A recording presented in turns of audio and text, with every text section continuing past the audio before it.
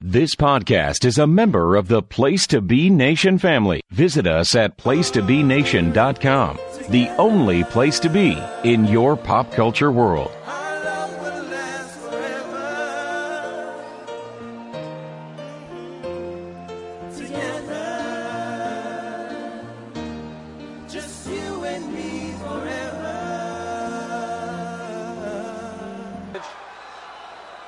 Do you take this woman as your lawful wedded wife? Ooh, yeah! Oh, Place the ring on her finger and repeat after me. With this ring, no. With this ring, I thee wed. I thee wed. Hello and welcome to With This Ring, edition number 29. I'm your co-host Ryan Everett. I'm Cindy Everett. And last month I should say, we wrapped up our GWCW project with the number one pick on my list, and I'm assuming the consensus number one pick. It hasn't all been revealed yet. Oh, well, if I was a betting woman, I would say Ric Flair will probably be finished rather high. Who else is going to be, like, who's 2 and 3? Because I'm just going to... Yeah, Ric Flair's kind of a default. Yeah, I mean, what about I don't 2 and 3? I would think Sting, Vader, Ricky Steamboat's got to be high. I'm not sure, like, we're the later guys, like the Goldbergs and Hulk Hogan even would really slot in. Diamond Dallas Page. Yeah, Kind of see, hard to say. Yeah, I think as of this recording, they've released up to like number 75. I think is the lowest on the list, because they do everyone that got at least one vote. It started at like 362. So give me an example of someone who got one vote. I had a couple guys that. You voted for guys who got one vote? Yeah. Because, I mean, especially when you're at, like, the 100, you're just kind of putting people for your own amusement. Let me pull up the GWC. No? WCW. Let's see. I think I know my 100 guy.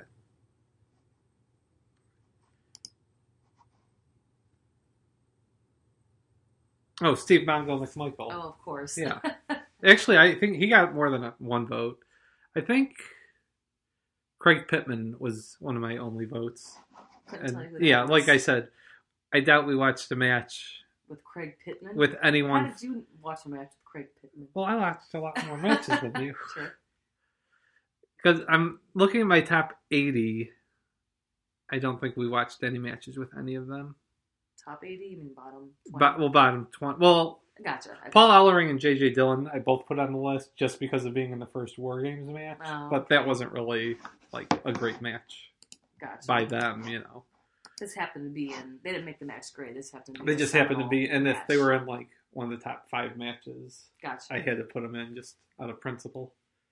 Cool. Well, now we're talking about Daniel Bryan. Daniel Bryan. To WWE. Yes. Top 100. Yes. So the project this year is the WWE Top 100 Wrestlers Revisited or reimagined, whatever whatever subtitle you want to put on it. Gotcha. Electric Boogaloo? Yes. So it is going to be. So in 2017 we had a Top 100 list, and the number one was Randy Savage. And really? Yeah. Oh, and I have a feeling he'll be number one again. I don't think really he's done anything in the last 5 years to really hurt his candidacy. No, but nothing's coming out that's problematic about him. Right, I mean, there were the same things that were problematic him. Yeah, it's no originally. Information has come in the past 5 years. To your point, he's pretty much cemented his spot. And really, if anything, like, more of his old matches have been unearthed, which would really just help his case if necessary, which, again, I don't think that's a big problem. So we are going to look at a couple of guys like we did with the WCW one. Every month we'll be focused on one guy, and then we'll kind of break down where... Is it the same criteria for scoring them? Yes. Oh, okay. So the NJPW. It sounds like that personality test. You know what I'm talking about? Like the introvert. There's one. Yeah, I mean, you have to get a test for kids with IEPs, like, are they visual, auditory, or kinesthetic learners? So it's like VAK, Oh. VAK, KAV. Like, okay. listed each one what they would prefer, not prefer. Interesting. Yeah, could be pretty long. Anyways, boring. yeah. So you'll have to explain once again. You'll continue your tradition of explaining to me every single episode. So what they mean. Let me pull that up real quick. I know there's work rate, jump up factor. Yeah. Longevity. Yes. Well, that goes into nuance, I believe. Oh, nuance. Nuance. Yeah. So in the N, the nuance is long. Yeah, let's review these now because I should think about Daniel Bryan through this lens. So it's longevity, flexibility, and intangibles. And flexibility means like heel, face, singles, tag. And intangibles is kind of like the certain I don't know what. Yeah, it's you kind of know it. If they have it, they have it. If they don't, they don't. He's got it. Yes. Jump up factor is memorable peak matches, moments, and storylines. That's a good one. Okay, yeah. See, that's when I think of like the WrestleMania matches. Right. Yeah. That's exactly. Like you might have these great, matches on the NXT UK show in front of no one in the studio. But then if you have the same match at WrestleMania, it's going to mean a lot more. The promo skills and character work, so that's P. Yep. And then W is work rate, which is like bell to bell. Technical ability. Yeah. Yeah. Well, not necessarily technical ability. Jeez. Why'd you guys think of things that are so No, because like you wouldn't say like Mick Foley has great technical skills, but his work rate is still really good. Okay, then what do you mean by work rate? It's just how you work a match. Oh, okay. Like his work rate. Okay, now that makes more sense. Isn't good, but his ability to work a match is. Okay. All right. Fine. Whatever. So after that. All right. No, that was good.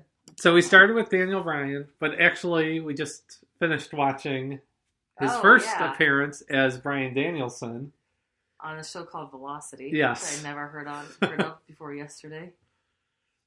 And then this was right before the Raw 10th anniversary show. Oh, that's the so they had a bunch of different big awards. Well, yeah, Divas of the Decade. Oh, obviously. Whoa, wow, look at this. There's Kurt Angle with his American flag in the background. Mm-hmm. This was when he was like really having to shave his head, and apparently he missed a day. Okay, we should turn this off, otherwise we're going to get distracted. Be watching this. Is there going to be a best of Velocity?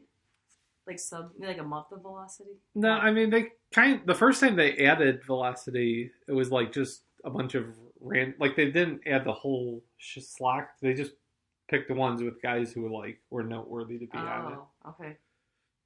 All right, well, we should try to incorporate more Velocity matches into our... I don't know how many we're going to get of those. Like when we do Steve Austin, he didn't have a lot of Velocity matches. We're going to do Steve Austin in WWE? I think so. Oh, okay. I guess, yeah, it's different kind of group they're against. Right. So, okay.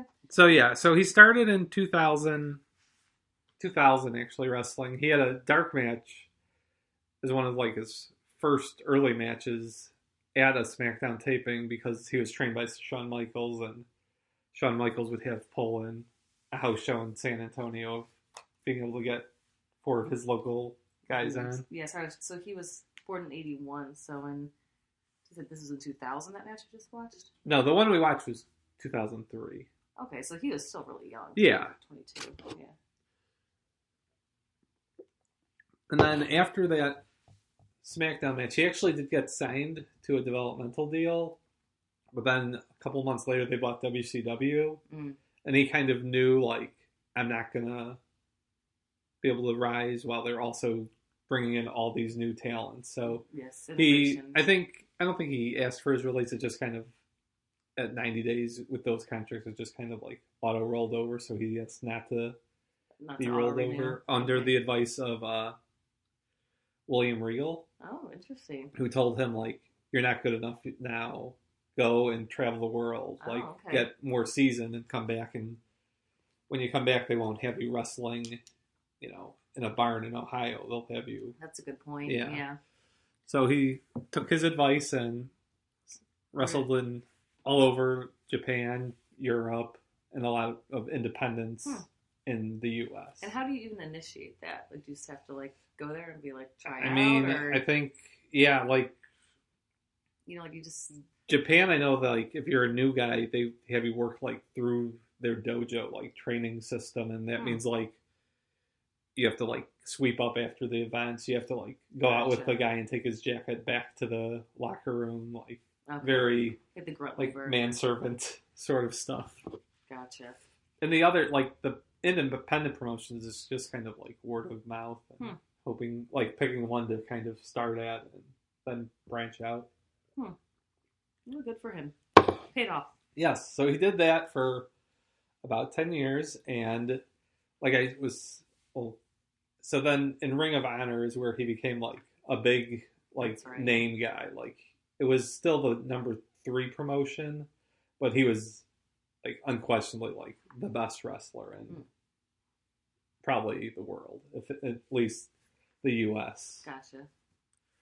So then in 2010 he got signed and starts on NXT, but a very different NXT than the one to capitalize on, like, the weird reality TV format, very Queens of Jordan-esque. Yes. It's my day till payday.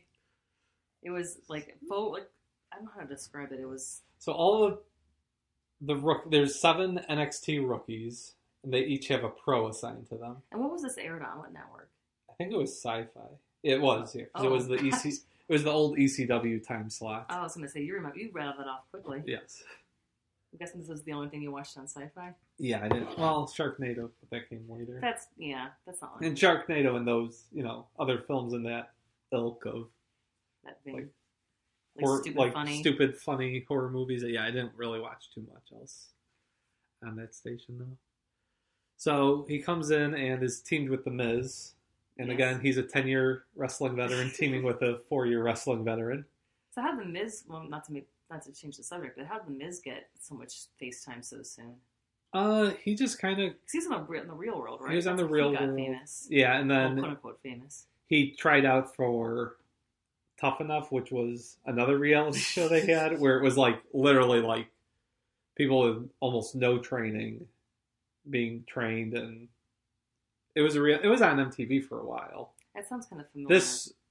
The season with The Miz wasn't, but it was, like, just aired in short segments on Smackdown, but he lost in the finals of that, but they liked him enough that they kept him around, and he worked up in their developmental program and did rise to the top. So he did pay his dues. It's just not as much as a lot of, like, Daniel Bryan, like CM Punk, like Seth Rollins, Dean Ambrose, they're like the last wave of big independent guys. Okay. Whereas now, like, if you're in WWE, a lot of them have just been made through the Performance Center and whatnot. Okay. So. Interesting. So kind of like handpicked versus like top down instead of bottoms up. Right. Yeah. Gotcha. Well, that kind of explains how the company's going. Yes. Yeah. That's a big problem. Yeah. That they're having. So then his first match, he ends up challenging Chris Jericho to a match, and Chris Jericho is Wade Barrett's pro. Oh yeah. And he is the world champion. Yeah, so we talked. Yeah, so it's like very like high profile for him. Yeah, it's not. It's start out right away. Starting the show off with, like, they'd always do this whenever there's a new show. Like, have a huge match first, and this is the biggest that they wanted to do for this. Like, the guy who they knew, they didn't probably know style wise how he would go, but they knew he was the best guy to just go out and have a match with a Chris Jericho. Right, a little bit more of a known quantity than I'm sure Wade Barrett was. Yeah, or like Darren Young, who don't know who that is. He's kind of looked like a Black John Cena. Okay. Like facially, they looked very similar. Really? Not like what was his name? Google. Darren Young. He ended up looking different, but like let me see if I could. I do NXT Darren Young. Darren or Daryl? Darren.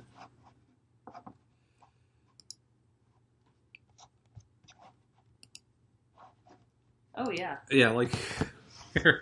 yeah. He's John Cena's brother from another mother. Yep. And then, I mean, he stuck around and wrestled for 6 or 7 years, but... He's currently signed to New Japan Wrestling. Oh. And it was a big deal that he was openly gay. Oh, yeah, I would say partner Nicola Viva. All right. Good for them. Yeah. Anyways, not talking about black. Yes, so back to Daniel Bryan and Chris Jericho.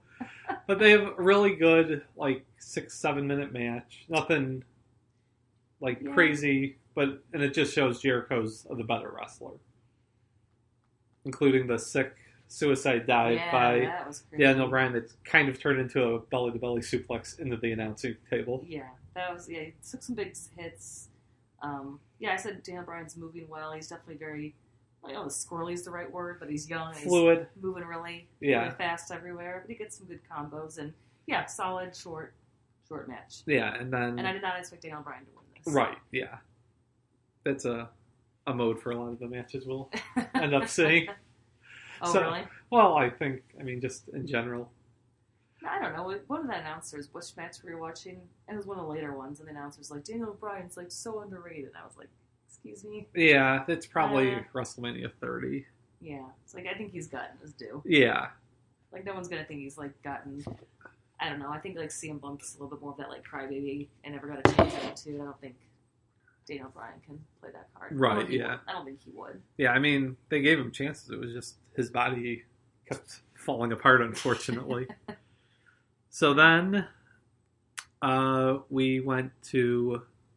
So the reality show ends? Yeah, so it ends... Or how does it end? So it ends every week someone was eliminated. They have a catchphrase? You were the weakest link? No, I don't think... I think your time on NXT is over. It was Matt Stryker, the weird interviewer, telling them they were eliminated, so it wasn't very effective, whatever he would say. And then when Daniel Bryan got eliminated... The first thing he did was attack Michael Cole because Michael Cole had been called a nerd and even in the first match he's Matt Stryker was he's been in Japan and in the independents and Michael was who cares? He's so what, he wrestled in front of 40 people. This is Chris Jericho. Michael Cole being extra obnoxious. Yeah, basically. This is the start of the Michael Cole heel turn, which is probably one of the worst announcers that ever did it. Do announcers only need storylines? No. So why did Michael Cole get one? Because they wanted to do it for some reason. Well, I guess good to try something new, I guess. Yeah. But I don't think they need to do that again. So the season of NXT ended with Wade Barrett winning that's a champ. Missed opportunity. Then the next 2 weeks later on Raw, all of them showed up. That's right. Wearing their it was NXT shirts, but they called themselves the Nexus. And destroyed John Cena, CM Punk, the ring announcer who Daniel Bryan decided to choke with his tie. That's not good. And resulted in him really getting fired for 2 months before he came back at SummerSlam and Team WWE and became a face and then had his feud with The Miz. So that 2011 or still 2010. Okay. SummerSlam 2010 is when he came back. Then through the fall he feuded with The Miz. Makes sense. And then he just kind of had feuds off and on with he was kind of low mid card there, but then at Money in the Bank 2011, which had the CM Punk versus John Cena main event match, he won a Money in the Bank match on the undercard. Oh, okay. So he had the briefcase now. Is that the one in Allstate? Yeah. Yeah. So see, then, I kind of remember matches now. Right, yeah. It comes to you. Yeah. So then he said he was going to cash in at WrestleMania the next year, but then the Big Show won in a chairs match against Mark Henry. Oh, and afterwards, Mark Henry DDT'd him on a chair, so Daniel Bryan just ran out and handed in the briefcase and won the title. Okay. So then... That move happens quite a bit. Yeah, that's usually what happens with Money in the Bank. Yeah. Okay. So I think I've seen that move before. I can't remember it was Daniel Bryan, but... Yeah, it's been done. Someone else. It's been done. So then, after he becomes champion, he starts getting more annoying.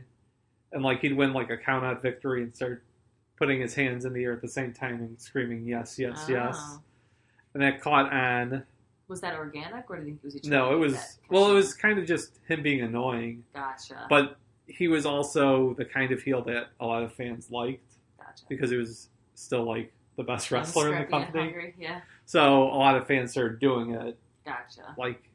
Cheering him, basically.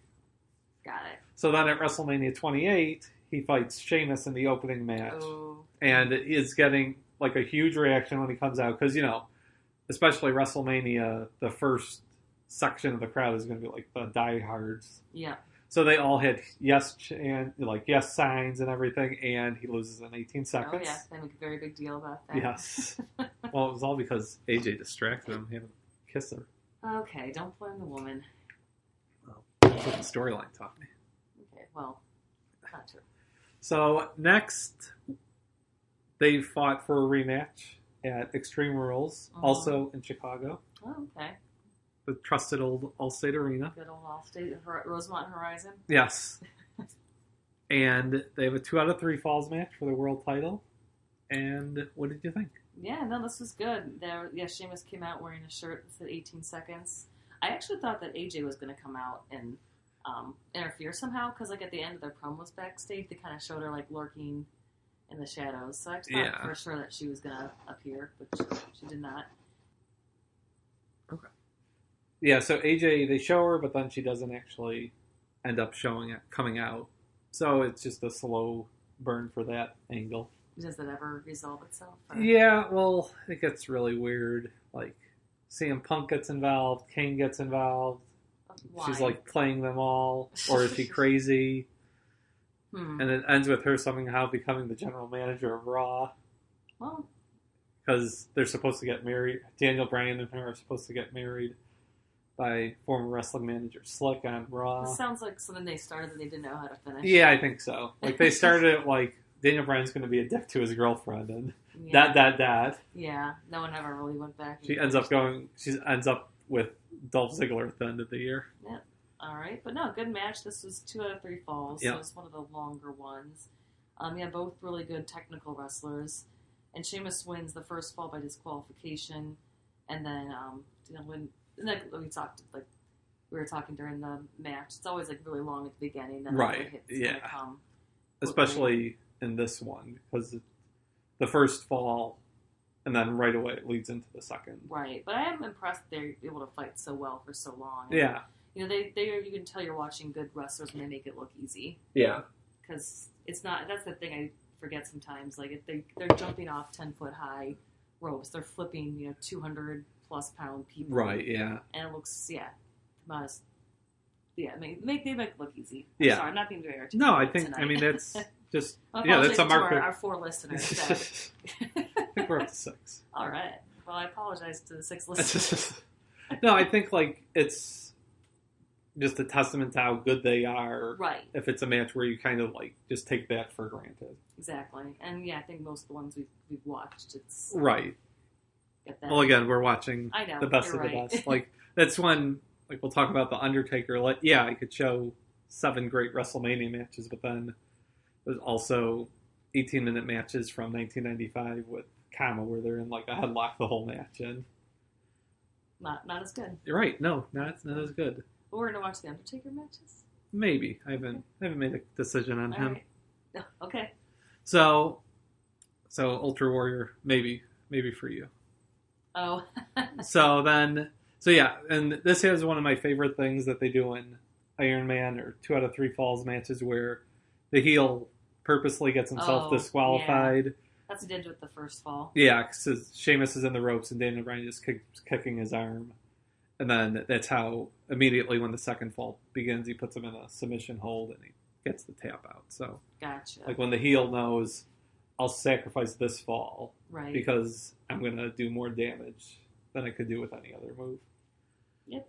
Lose the battle to try to win the war. Yep. But she still lost. Well, of course, yeah. It's going to fail. Yeah, that's true. So at least it wasn't 18 seconds, though. Right, yeah. This is kind of like a make-up to being so sorry we didn't have you get to have a big WrestleMania match. Here you get 20 minutes. Yeah, why did they have him lose so quickly at WrestleMania? I think, for one thing, that card was huge. So if they did, want to do a full match, it probably only would have been, 10 minutes anyways. And in reality, it kind of helped him.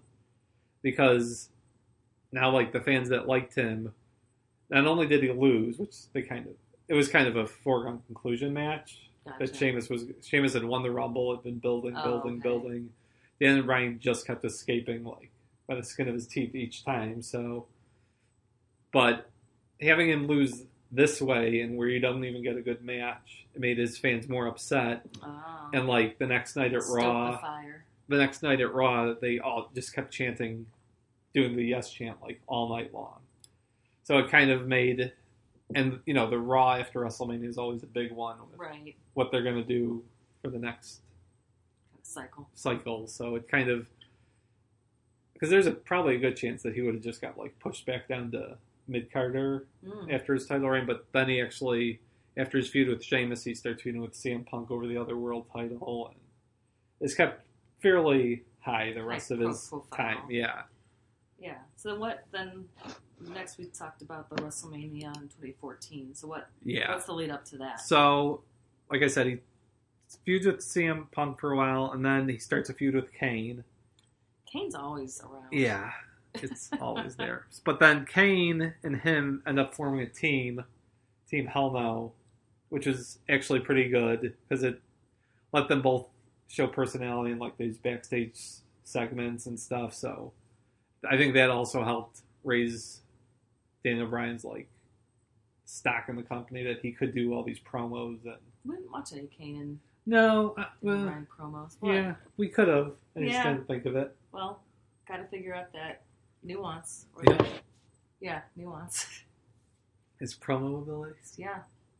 We watched a little bit of his in-ring commentary, but not necessarily. There was no fake talk show with him. No, he didn't have Let's him. Bring that back. There was no Daniel Bryan for the gold. Yeah, bring back the talk show format. And then, so then he's with Kane for a while, and then they start like having a feud. Basically, they have like a 5-month feud with the Shield. When the Shield first comes in, they're like the first guys to work with them.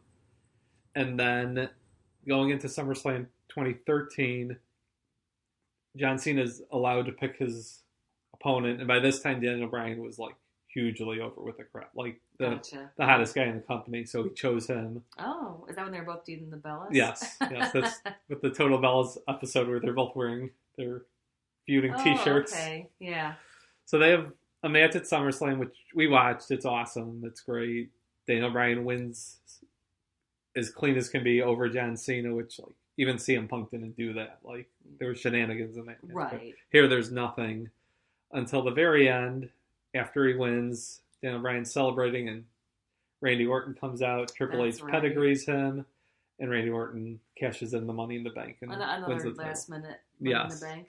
And this is like the actual start of the Daniel Bryan versus the Authority storyline, which is just Triple H likes Daniel Bryan, thinks he's a good wrestler, but not able to be he's a B+ player, which is kind of funny because that's kind of what a lot of people think of Triple H. Yeah. Oh, yeah. So this, but it's probably better to set him up, against like the anti-hero versus being like the pro company, right? Yeah. Person. Like more like an underdog role is what he's been suited. Right. That's what he's best positioned for, especially like size and going against. So small, he can't be a company guy. Well, he can't be the main guy in the company because he's short. That's kind of what they were saying. Yeah, that's true. Like not just short, but like scruffy looking and not roided out of his mind. Not a big muscled guy like Triple H or Batista or Randy Orton. Yeah. 3 guys he's feuding against. Fair enough. They definitely have a certain look. Yes. So you could say that. I said look. So eventually WrestleMania 30 comes and they make the decision that Daniel Bryan hijacks Raw, has all the fans come in the ring, and says he wants a match with Triple H at WrestleMania, and if he wins, he gets to fight for the title later in the night. So we get to WrestleMania. Yeah, and I remember watching this. This was your bachelor party, so you were at WrestleMania, this was one of the very, very few times I turned on wrestling especially when I was by myself. Yes. But I definitely remember being glued to the TV watching this one, and being very invested in both this one and the next one. Right. What was going to be happen, and even like I knew it was like all the show, I was still like, is his arm really hurt? Is it hurt his arm? But yeah, I'm kind of gullible. But yes. Well, at that time. Yeah, but that's the first match was versus Triple H. He had a very bizarre entrance. Yeah, so not sure what he was going for there.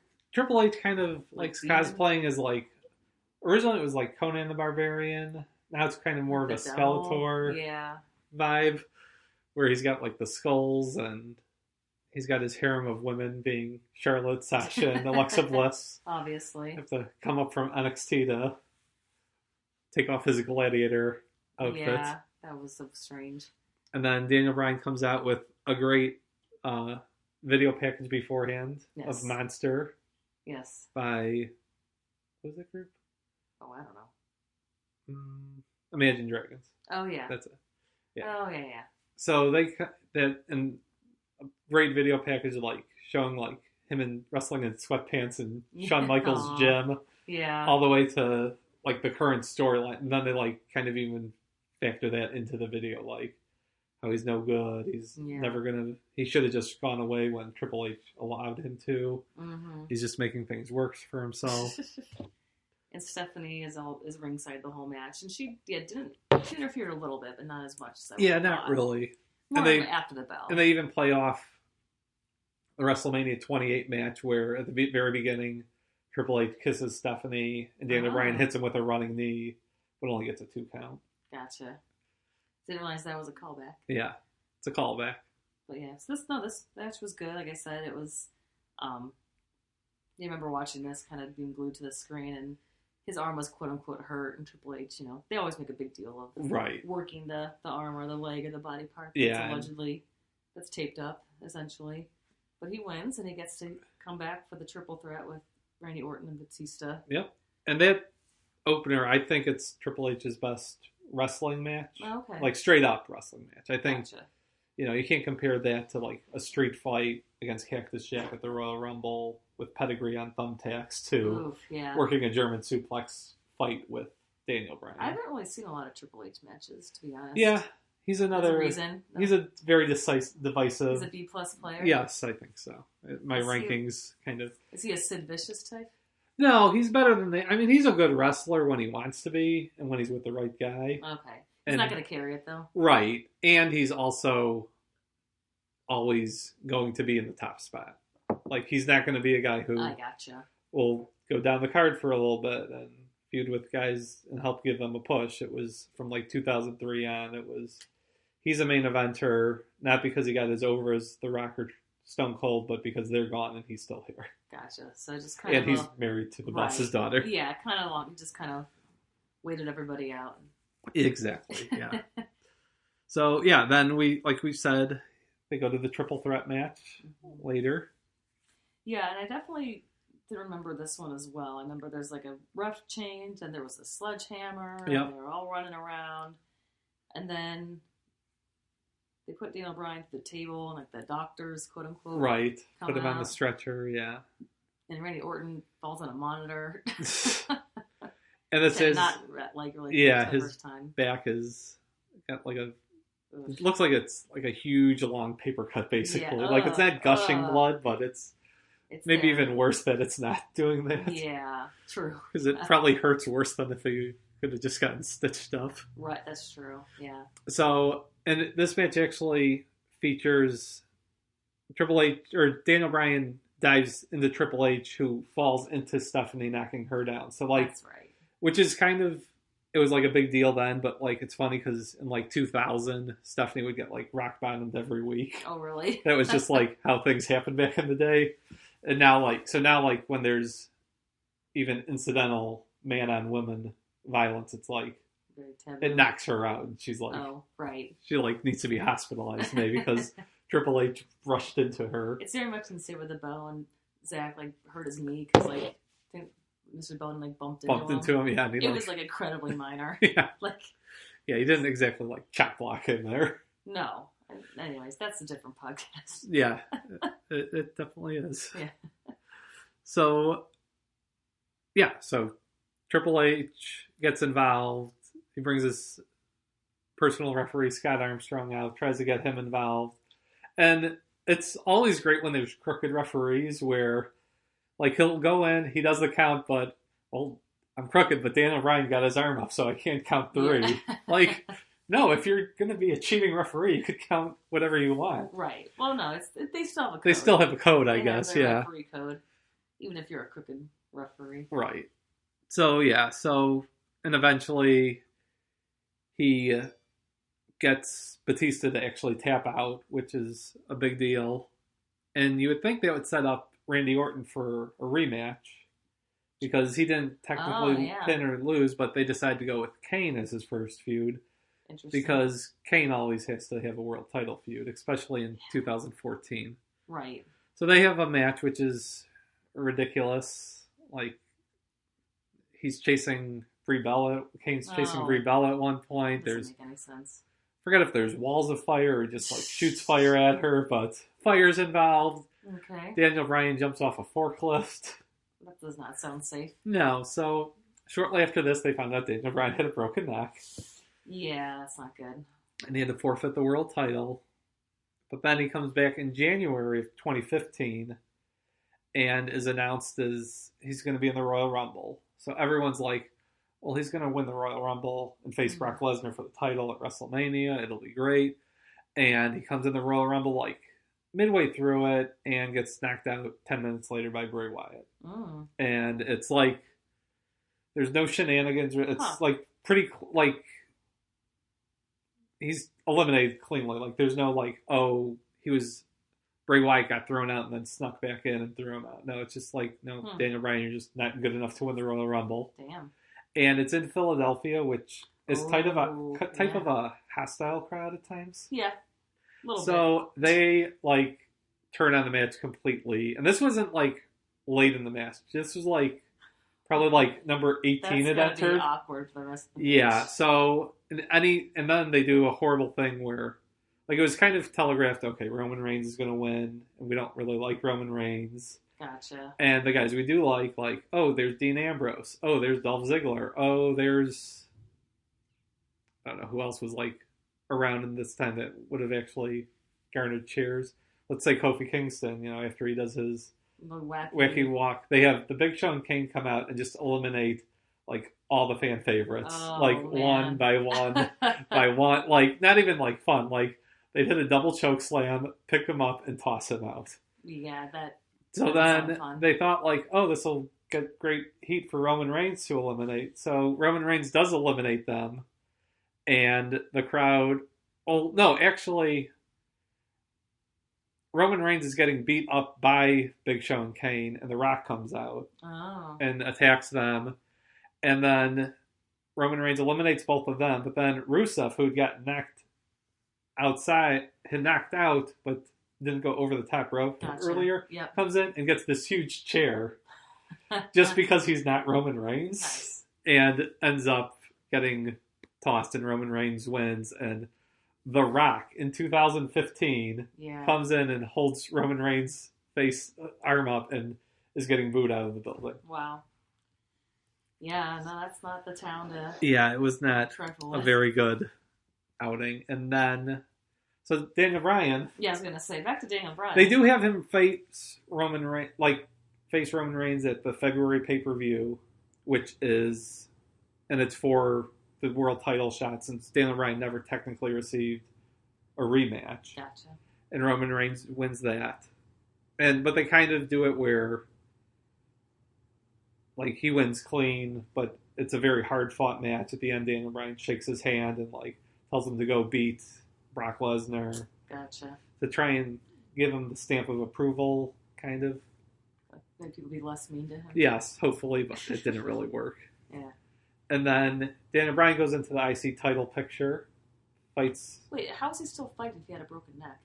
His neck was healed. Oh, but okay. I think he had surgery for his neck. Yeah, well, when did he, like... That's... Okay, sorry. So at WrestleMania is an IC title ladder match. Yes, 31 in 2015. Got it. And, like, the big climax of the match is him and Dolph Ziggler headbutting each other for, like, 30 seconds on top of the ladder. And he wins the IC title, and he kind of wrestles for a few months, like a month. And again, wrestling with Dolph Ziggler, doing these headbutt battles. They're not Billy Goats. They should has not a be match with that. Sheamus where he receives a concussion. Oh, great! And eventually, they find out he has like concussion, and the symptoms for it like are not going down. So I guess like his brain is swelled. It's Ooh, like just like sustained. Yeah, like. he's not getting cleared at all, so he has to give up the IC title. And in January or February of 2016, he comes out and announces that he's retired, and that's where we'll take a break. Okay. Just much like Daniel Bryan's career. Daniel Bryan is retired in 2016. You're going to retire from the first half of this podcast. Yep, we'll be back. All right, real quick before we keep going, want to tell you about some of the great things on the Place to Be Nation. Please rate, review, and subscribe. You can find us on Apple Podcasts, Spotify, and Amazon Music. Just search Place to Be Wrestling Network. We have plenty of great content for you here at the Place to Be. The Place to Be podcast, the mothership of the Place to Be Nation, where co-hosts JT Rosero and Scott Criscolo take you chronologically through the history of WWE.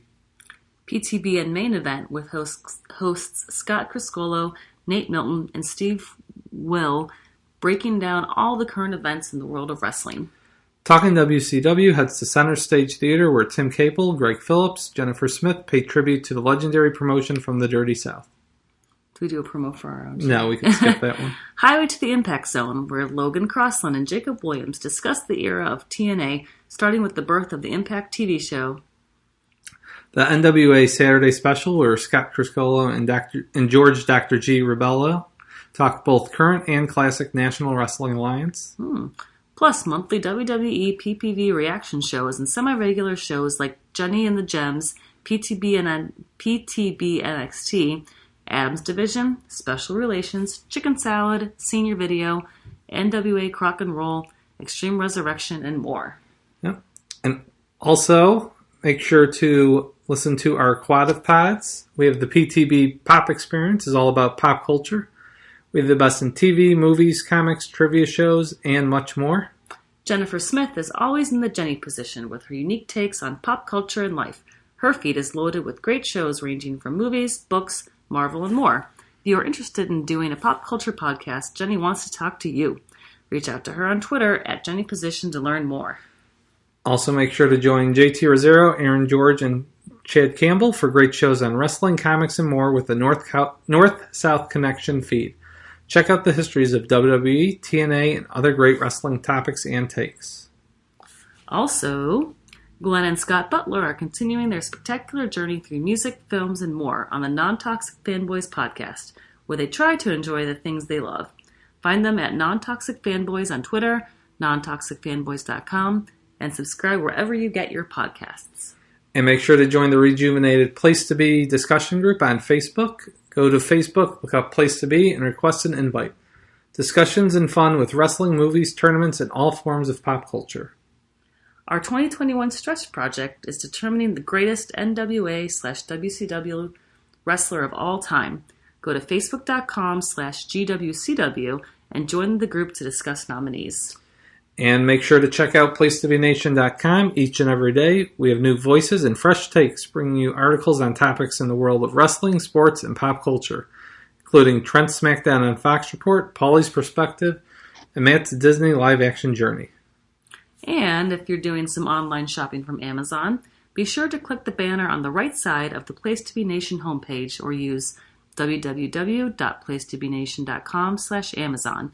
And it takes you right to Amazon and helps out PTBN with no cost to you. Yep. All right, let's go back to the show. All right, and we're back. And we're back in 2016 as, unfortunately, Daniel Bryan has to retire. He gives a speech back in on 2016. Shouldn't we be back when Daniel Bryan comes back? Well, we're okay, working our way there. So Daniel Bryan has a speech on Raw where he says he's going to put it in Brie Bella and give her a baby, and that's what he says? Well, not in that many words, but... Don't be crude. Well, there's one point where, like, he says something about like, his wife, Brie, and then all the fans start chanting, yes, yes, yes, and she's like, oh, yeah, she said yes, yes, yes. Gotcha. So he gave a little bit the of go innuendo. So then he comes back, like, later that year as the GM of Smackdown, which gets him on TV. In storylines, he has to work with Shane McMahon, which is never a good thing. Yeah.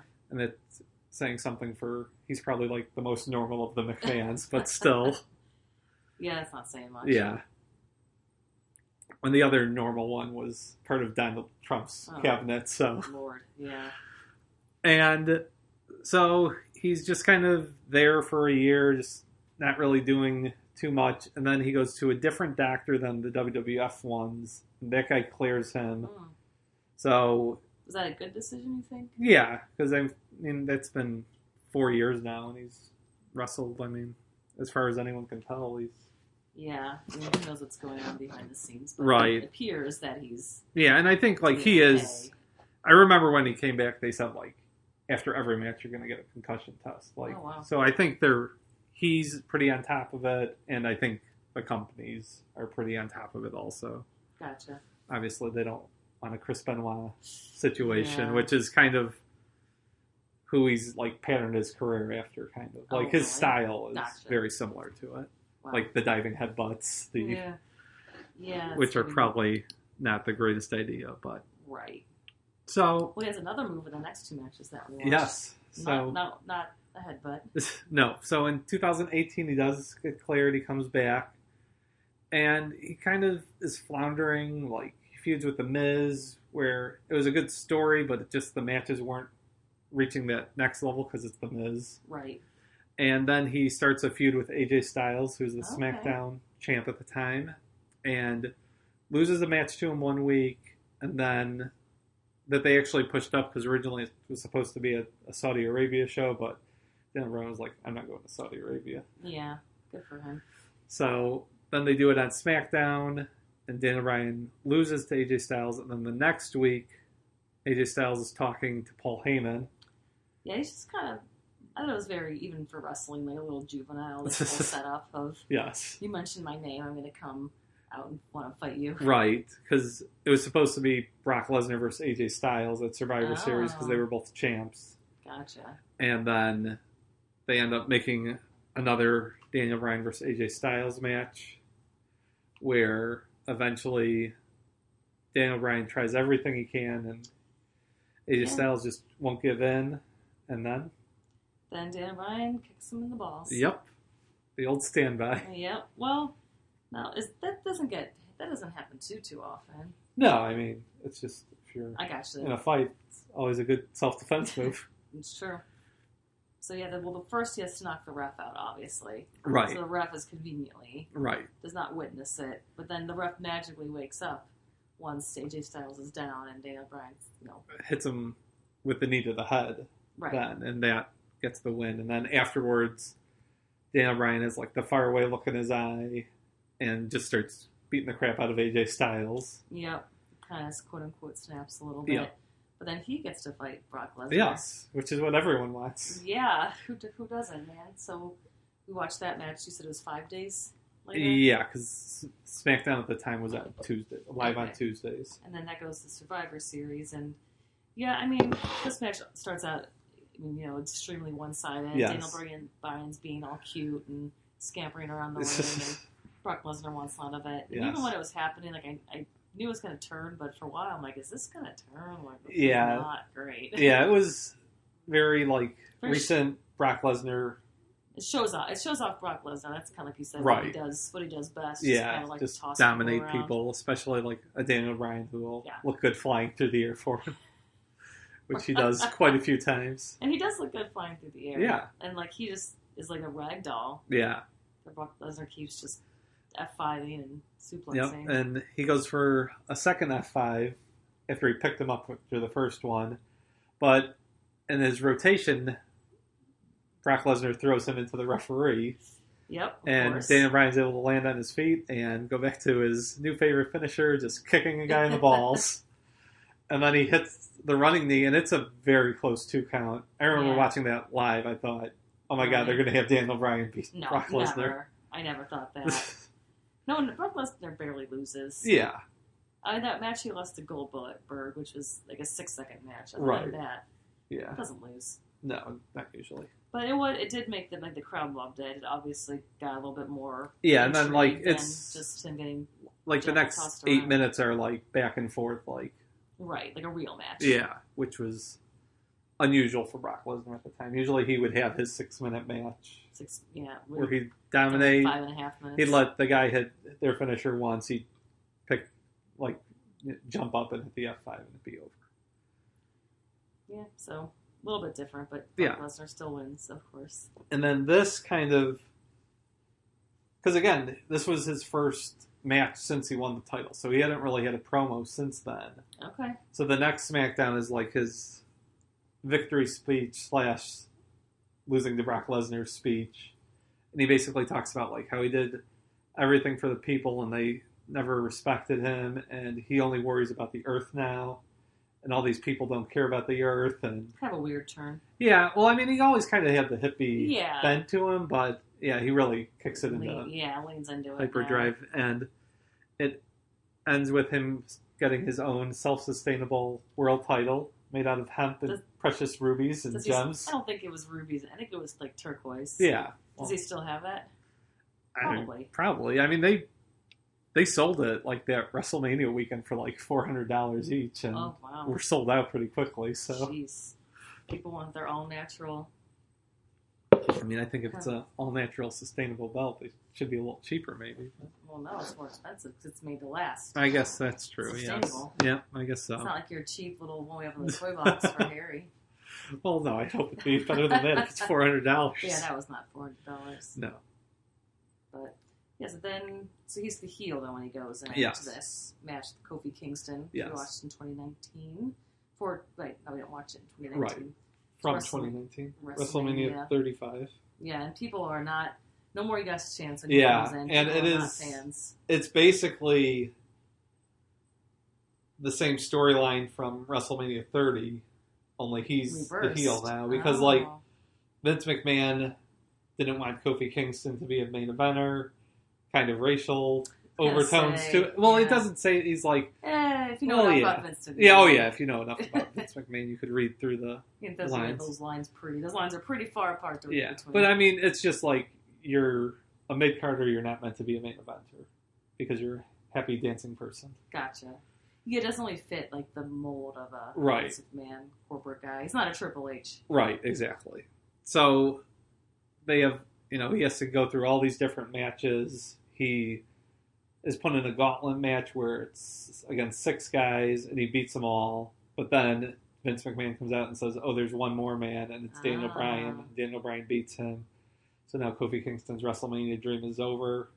Until the next week, when his New Day brothers have to do the same tag team gauntlet. It's a tag team gauntlet, though. And their last opponents are Rowan and Daniel Bryan. But Big E throws Rowan over the table, and then they throw the announce table on top of him, and he gets counted out. So they win, and Kofi goes to WrestleMania. Well, that's nice. Yeah. Nice story for the New Day. Yeah, and it's good that, I'm glad they didn't put Big E and Xavier Woods in, some meaningless 4-team tag match. They have them out there. They don't interfere, until they fight interference from Rowan. But they don't get involved in the actual match itself. Yeah, that was nice to have them there, but you're right. Then I was thinking, okay, there's going to be shenanigans, but there really wasn't. Yeah, Rowan tried to get involved, and the New Day just takes him out, basically. Yeah, it's a little side match. This one starts with a lot of grappling, very fast-paced, very athletic. You can tell they're both really kind of top-shape athletes. Not a lot of big boys left, who I guess wrestle in WWE right now. Yeah, I mean, it depends what who's your Vader type? Yeah, there's really not a Vader.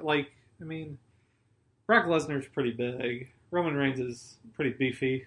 Yeah, but not, short and beefy. No, there's not a lot. I mean, Big E's not really that tall, and he's got bosoms. He is bosomy. Yes, he's a bosomy man. Yeah, I don't know. But I guess there's not really that type anymore. Yeah, it's kind of been weeded out where, even a Kevin Owens is I mean, he's 270, but it's just because he's fat. I mean, really, he's not. That's true. They don't have 400-pound heavyweights really anymore. Right. Yeah, so a lot of pin attempts at first with Daniel Bryan, not as many for Kofi, but then after they have the little side match, Kofi hits a really good drop kick and covers them and wins. Yep. And then they have the big celebration. Yeah. They get rid of the sustainable title and go back to the good old leather. Yeah. Leather with gold on it. Very extractive title from the earth and its resources. Yes. Yeah, they got rid of that title pretty quick. Yeah, well, it wouldn't make sense for Kofi Kingston coming out to New Day music and celebrating and coming out with that belt. No, we're not. Then he then gets his kids in the ring to celebrate. And the one is into it. The one doesn't know what the hell's going on. That happens. Yeah. So. That was good. Yep. What happens to Daniel Bryan after this? So he kind of feuds a little bit with Kofi Kingston afterwards, and then gets in a weird feud where Eric Rowan tries to kill Roman Reigns, basically. That's not and good. Everyone assumes Daniel Bryan's behind it, but he really isn't, and it's all Rowan doing by himself. So there's a match between Roman Reigns and Daniel Bryan against Luke Harper, and Eric Rowan. Okay. Which is kind of just there. Yeah, it sounds. And then he starts feuding with Bray Wyatt, the Fiend. Oh, okay. And that's not really good. I didn't really watch a lot of that. Yeah, it's more recent stuff. Not really good. And then the pandemic hits. Yep. He's at the WrestleMania 2020. He has a match with Sami Zayn, but it's not that great. It's only 10 minutes. It's kind of weird because they're doing this WrestleMania where they're taping it all. It's over 2 nights. You think you could have these two guys go a little longer than that. But was that the one that Rob Gronkowski was at? Yes. Oh, okay. Where it was it had to be taped. Raleigh? It was taped over 4 nights because you could only have 7 people in the performance center at a time at that point. Oh man, that's a different podcast too. Those were the days. Yep. So then we kind of fast forward a little bit, like we all done in our lives. Yeah. So we don't get completely out of the pandemic era though. We do get to past WrestleMania where they at least have the live crowd, but we go back to the Thunderdome still. Yeah, for our final match, screens, which was a little bizarre. Yeah, I mean it was okay. It was better than just having an empty warehouse. True. So at least they did that. And I was asking you, did they pipe in sounds like the cheering or make it more so just fighting in an empty room? Yeah, they did their own crowd noises basically. Background noise. Yeah. They did that with baseball too eventually, didn't they? Yeah, during 2020 because that was baseball. What I remember would be very quiet. Yeah. It was eerie. Yeah, where you could hear swearing. You could hear. Yeah, that was basically the thing. You could hear all the players swearing on the bench, so they had to have some piped in music. I'm sure they would have heard something similar. I think it was Fox that had the computer animated fans that was kind of off-putting. I don't remember that. Yeah, that sounds it was really weird. What was that? I'm going to Google that real quick. Sorry. Fox had computer animated fans at baseball games in 2020. Okay, keep talking. So this is April. So at WrestleMania 37, was it? Yeah, the one last year. The main event is Roman Reigns, Edge, Daniel Bryan, and spoiler alert, I think you can figure out who won that. Roman Reigns has been champ for over almost 2 years, so he wins that, and then Daniel Bryan wants a one-on-one match with him, and Roman Reigns agrees as long as you put your career on the line. Another one of these, you have to leave, yes. Very reminiscent of his NXT time, right? Yes, kind of. And another one where everyone knew Daniel Bryan's contract was up. Gotcha. There was talks that WWF was off because he wanted to just wrestle in a different environment basically, and WWF supposedly was talking with Japan where he'd be able to go to Japan for months of the year, but then still come back and wrestle in WWF. But obviously he eventually did not choose that. Nope. So him versus Roman Reigns though for the belt, and this is your first exposure to heel Roman Reigns. Yeah. This heel version of him. Yeah. No, yeah, people would have not like him. Nope. But like I said, this is where Roman Reigns could just flip him over it was nothing. But yeah, the yes lock looked very painful too. Yeah, I was thinking he gets that pretty tight. It's a little tighter than John Cena's STFs. Exactly. So yeah, very scrappy. Once again, not a lot of high flying gymnastics. Very right. More it's crawling. I don't know. More just mat base. Yeah. Because Roman Reigns is just the rough powerhouse. Daniel Bryan's the technical guy trying to lock up Roman Reigns basically. I don't think he even hits the running knee. Like, he doesn't really go for pinfalls that much. He's more like just trying to lock him up in a move, which that's true. is kind of like the good thing to do because he's obviously better at that than Roman Reigns. Although, in the end, Roman Reigns gets him in his chokehold and it's over. Him and it's over. And then they keep fighting. So Daniel Bryan, he's barred from SmackDown. But this is, you're saying he was not signing his contract, so it kind of worked out there. Yeah.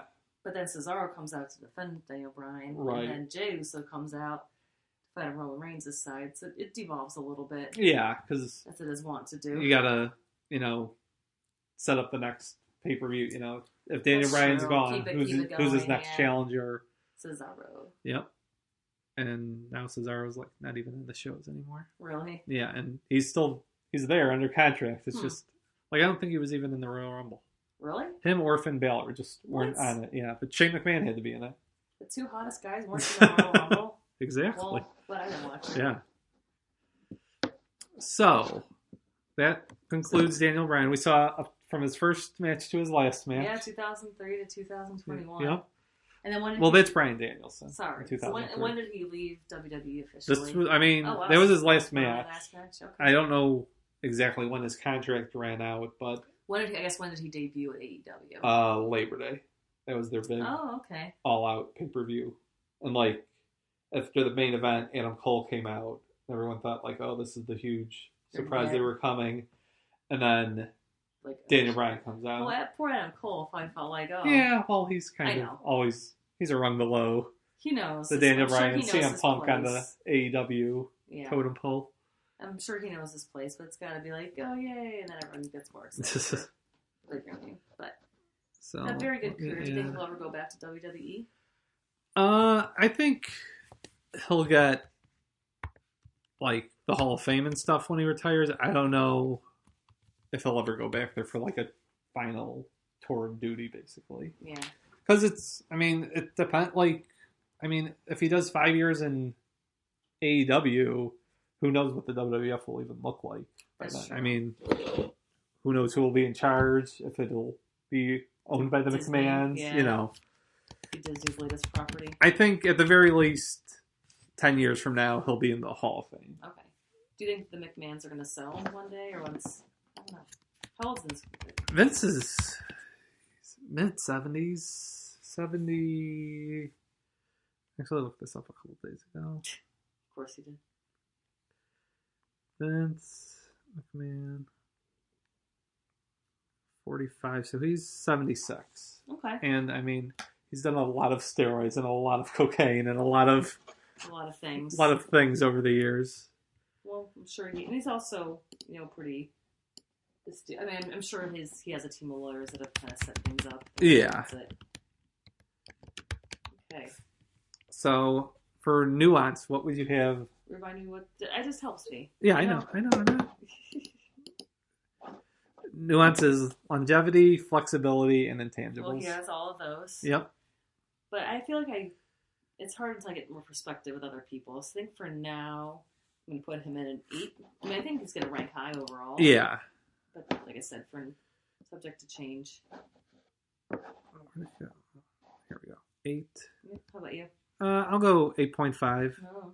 Just because I think, and we didn't see, the promos that much. So I know that also, he ends up being, a funny character also, which is not something you would have guessed looking at his NXT debut. That is true. His character there is just, I'm the best wrestler. I don't have time for all these dumb games. And it really gets hiked up as the season. They have, obstacle courses, a hot dog eating contest. And he doesn't take part in that, though. He has to, since he's a vegan at the time, he has to drink, 8 sodas or something for every one hot dog. 4 sodas. 4 sodas counted as one hot dog or something ridiculous. God bless the production assistant that did that one. We'll have to watch. I kind of want to watch more of that show. That could be something. Could be something to put on. So, jump up factor, and this is memorable peak matches, moments, and storylines. Yeah, like I said, I remember being glued to the TV during that WrestleMania, so I'm going to say 8.5. Yeah, I would go, let's say 8.5, just because I know there's guys that are coming that will be higher, but yeah, like, I mean, WrestleMania 30 is built around Daniel Bryan. Yeah, it is. Like, yeah. And he delivered. Yeah, he has 2 amazing matches. Like, the main event is probably like 4 stars, and it's his worst match of the night. Like, right. That's saying something. And so not only does he have the card built around him, having 2 matches, they're also great matches. 2 good matches, yeah. Okay. Pia's promo skills and character work. Yeah, see, we didn't watch his promos and right. his character. It was good. I'll say 8. Okay. I'll go 8 also because, like, over his whole run, he doesn't do it that much like the first 2 years. It kind of took a while for him to kind of come out and then work right. That's very good. I'm going to say 8.5. I'm going to go 9.5. Wow. Because I think, like, he's the best bell-to-bell wrestler. Okay. So, now... So, here is my list originally. Okay. And as you can see, I've already penciled in my top 5 as the same as the first. Okay, so because Bruno Sammartino hasn't done anything except die since 2017. Okay, well, that's not going to hurt him, though. Everyone dies. It's not... Right. Can't hold that against him. Yes. I didn't expect him to come back for a big run at age 83. Gotcha. So then... So you have Randy Savage, Steve Austin, Hulk Hogan, John Cena, Bruno Sammartino. Okay. And now, I think that Daniel Bryan, who was 13...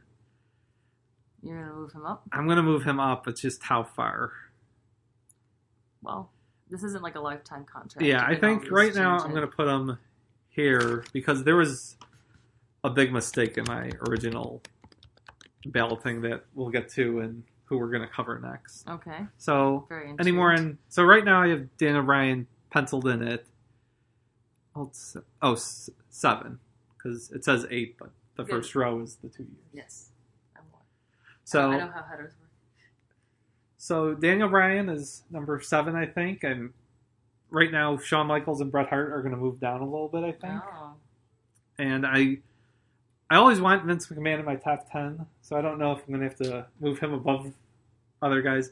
But when looking at my original list, I was shocked that I have The Rock at 21. Yeah, you got to correct that. So I don't know what was going on. If like I had recently watched Jumanji and was unimpressed when I was ranking these guys. So that seems like an oversight. Yeah, like The Rock should be top 10 at least. Yeah. So the next guy we're going to look at is The Rock? Dwayne The Rock Johnson. You mean Ricky We'll be watching his full Fast and the Furious collection. Nice. All of his great movies. The Tooth Fairy.